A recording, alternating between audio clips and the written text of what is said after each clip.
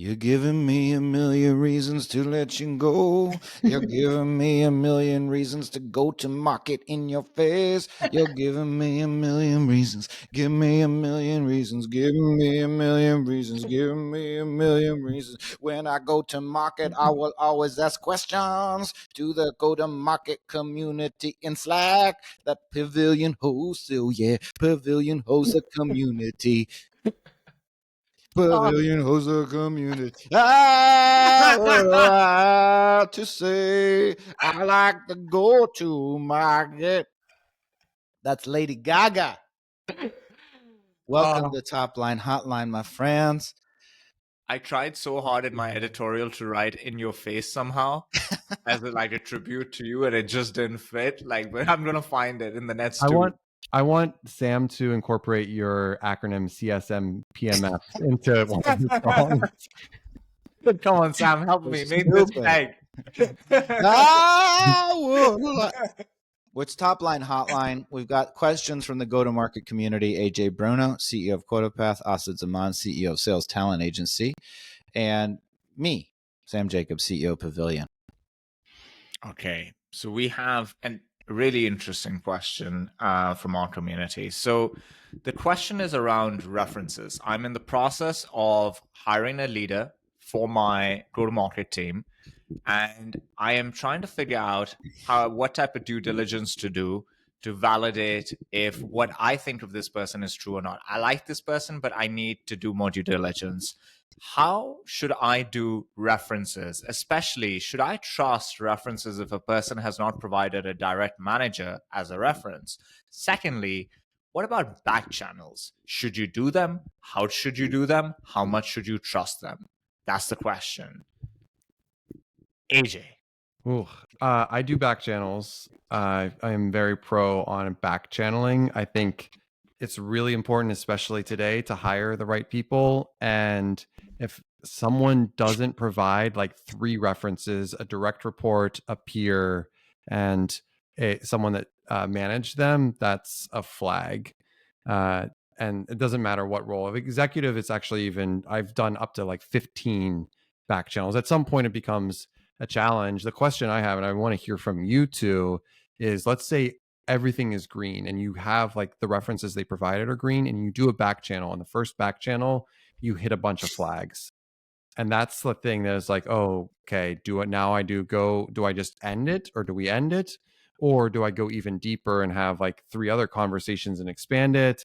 At what point if that gets back to the person, is that obviously these are confidential and discrete conversations because they're back channeling. So there might even be some sort of NDA signed with them. You never know the situation. So to you two, what do you do in that situation? Sam, you take this one because I want to talk more about traditional references. I'm obsessed with them. So you take the back channel question. Okie dokie.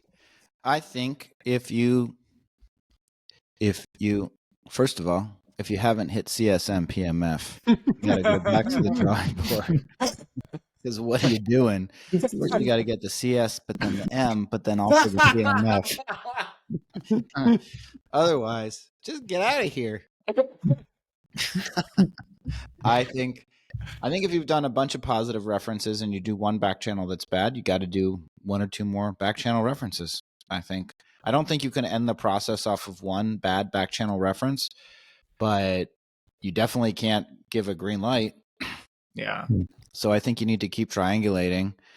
And then, yeah, I think it's kind of a problem if people don't list at least one of their direct managers from recently. It doesn't, you're allowed to have like that CEO, we didn't get along, that's why I left the company. Fair enough.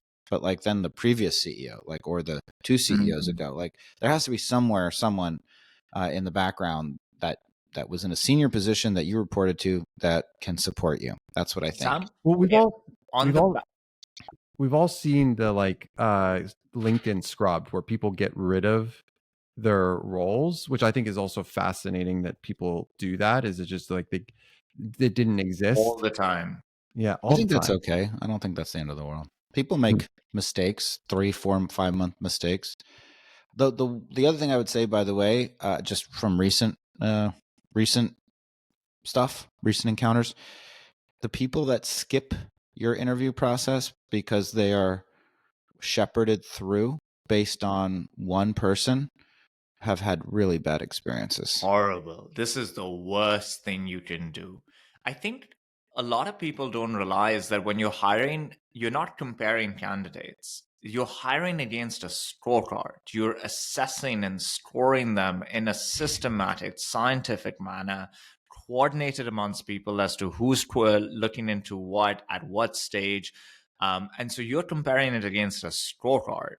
And it's horrible to break the process, because how can it be scientific if somebody gets to skip steps, right? Like, you just don't develop that conviction, that point of view on them. Sam, on the back channel one, what if your best friend used to work with this person, or like somebody you really trust, and they tell you something that is going to not be public information? They have some insider information on this person. What do you do with that? Like, Chris, there are cases where we hear things about a person that there's no chance that we speak to three more and we're going to hear about it. It was a private investigation. That's it. Now what? If it was I have a lot of best friends that I don't want to work with, and some of them listen to this podcast. So they might have an opinion about work stuff, and that's great. It's discounted. But yeah, if it's somebody I truly trust, Asad, if I say I'm about to hire this person, now again, there's also, it's like, what is the context? But if they worked directly with this person and I trust who I'm asking, yeah, I kind of have to take it pretty seriously, I have to say. I think so too. AJ, what do you think? Well, the question I was going to ask, because you were going to talk about traditional references, but if you you take these pretty seriously and you find out, okay, I'm not going to hire this person, but the candidate has had all green lights the whole way, how do you communicate back to the candidate that you're not moving forward? I think that's not such a hard problem to solve. Yeah, I don't think that's really your big problem. Yeah, I mean, people just get hired all the time.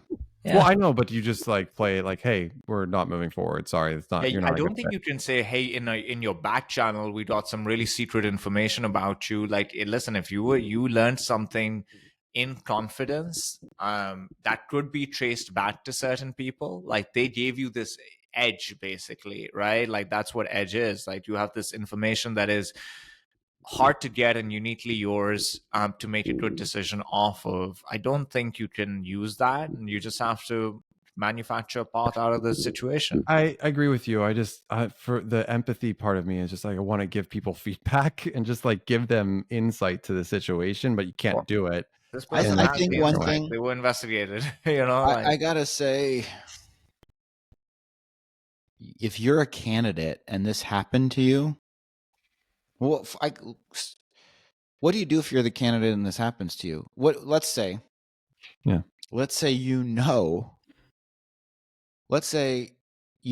begin to realize that it was a back channel piece of feedback, but you don't know from whom, but you know that it killed your opportunity to get this job. Is there any way to correct it? No. The only thing I've ever seen play out well is when people disclose this stuff up front. We've had people do it. Like, hey, listen, man, this happened. I'm telling you now, so that we just don't go down this. Here's my reason. Here's what happened. Here's what I've done about it. Like, I'll give you an example. We're working with a defense contractor, and we found a candidate for them for a technical sales role. The person was just perfect for them. He's like, listen, when I was 16, I was arrested for possession of weed in like this really like red state. And it's on my record. I'm just going to tell you now, share with your client. Like, you guys figure out if this is a deal breaker or not. I'm telling you now, here's what I did after that. I got arrested. I got charged. I did these 5 other things. Everything is just transparent. I think that's beautiful. Like, when a person does that, for a lot of cases, that I think is interesting. That's the angle you can take. But if the person doesn't disclose it up front, it's going to bite you. This is a small world. LinkedIn makes it smaller. And so it's going to bite you. And you probably, every time you're being told that you're not moving forward because of some wishy-washy reason, you kind of know why you're not moving forward. So, I mean, the thing about life No, it's true what I'm about to say. This is gold. This I'm is waiting for Asad's acronym to show back up right now. the thing you got to realize about doing the right thing is you got to do the right thing even if you don't get the job, even if you don't get rewarded for it. This person might say that, listen, and they might come back and say, sorry, we can't hire you, and that can't be the lesson. Can't be, darn it, I should have lied. The lesson is, it's karma. The universe will pay you back over time, and you got to live as well as you can. I love this. I love that person. I love what they Save say. your That's energy as great. well, man. I Like would this hire person that person if they meet the criteria. Yeah. I But love you this type can't of do it like, transactionally. It can't be, well, I said it and it didn't work. It's like, and yeah, you'd be surprised. Like we've had candidates share with us, listen, I got drunk at a this was a head of sales. President's Club. I got drunk at like our one of our offsites, and I was a little bit rowdy.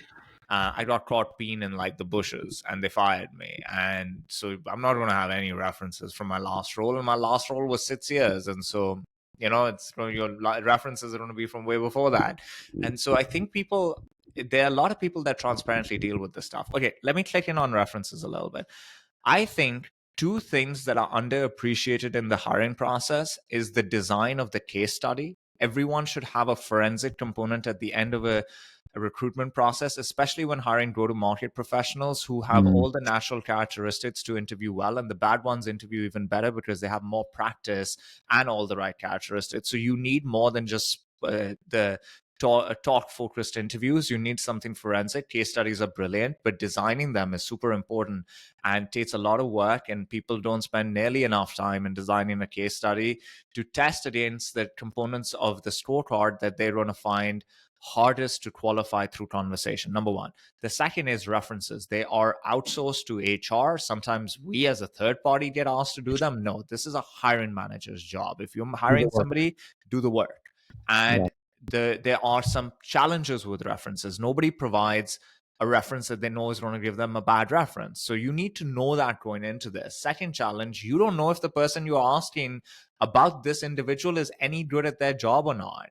And so you need to develop a little bit of a point of view on that. And some of your conversation has to help you figure out, do I trust this person's point of view at all or not? Then you have to design your questions in a way that trick the person to giving you the insight that you want, because they're there to help their friend get a job. So here are two questions that I think can be extremely helpful. These are ones that I use all the time. One is, if you were to hire a right-hand person for Jane Doe, what skills should that person possess to complement John? That is going to tell you all the gaps in this person's skill set. So if they're like, listen, to hire somebody who's really organized, what do you know? This other person's not that organized, right? So that question helps. The other one is, let's say you're hiring a demand gen person, or let's say you're hiring, I don't know, an SDR manager. Can you rank this person on a scale of 1 to 10 in this particular area? And you'll generally get 7s and 8s. That's okay. So you're like, great, 7 or 8.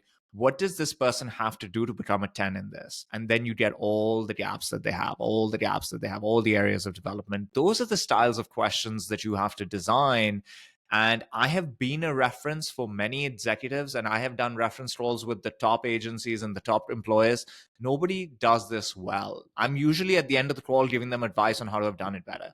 And so spend time on this. It can save you a lot of heartache. Look at this. Topline Hotline. So Asad good. coming in with a practical advice. I love that. Guys, I admit it. Awesome. I was fired from Giant Grocery Store when I was 16. And you should have been. I was in line for You were buying a a Coke on my break, and someone came up to me and said, "Did I pay for that?" And I didn't, and I got fired. I'm sorry, guys. Well, True thank you for your honesty, but you're still not hired to be my head of marketing. Thank you for listening to Topline Hotline. We have new calls to go to. Thanks for giving us 5 stars on the iTunes store. If you're listening to this, it's CRO Summit Day. We're all in person in Boston. Sorry that you missed it, but it was fantastic. We'll talk to you next time. Thanks, everybody. Bye, everyone.